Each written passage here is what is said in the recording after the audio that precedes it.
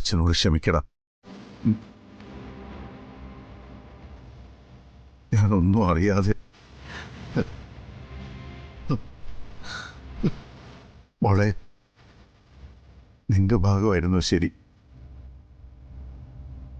നീ പറഞ്ഞപ്പോഴൊക്കെ ഞങ്ങളത് കാര്യമായിട്ട് എടുത്തില്ല എന്ന് മാത്രമല്ല, നിന്നെ ഒരുപാട് വഴക്ക് പറയുകയും ചെയ്തു.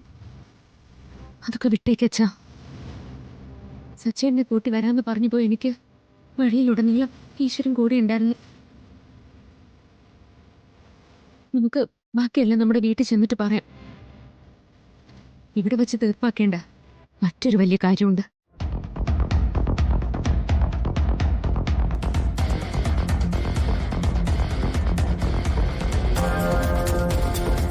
എന്നോട് ഞാൻ പറഞ്ഞതല്ലേ ഈ വിവാഹം നടക്കില്ലെന്ന്.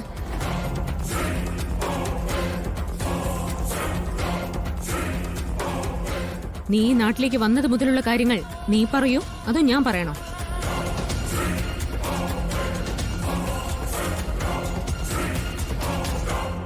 ഞാൻ തന്നെ പറയാം.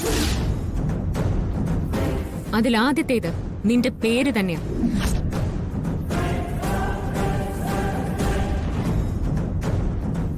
നിന്റെ പേര് ധനുഷ് എന്നല്ല.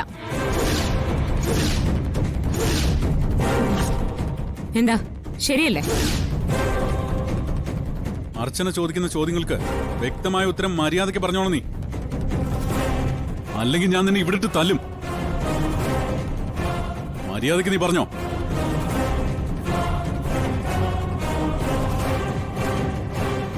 നിന്റെ പേര് ധനുഷ് എന്നാണോടാ? അല്ല.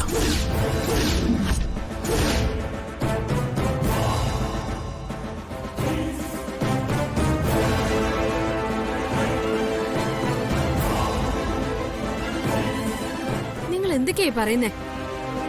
ഞങ്ങളുടെ മോനോ ഇവൻ. അവന്റെ പേര് ധനുഷൻ തന്നെയാ.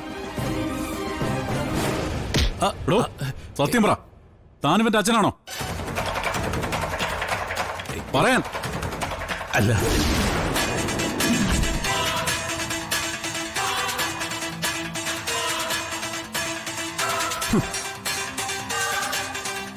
ഞാനൊരു നാടകക്കാരനാ.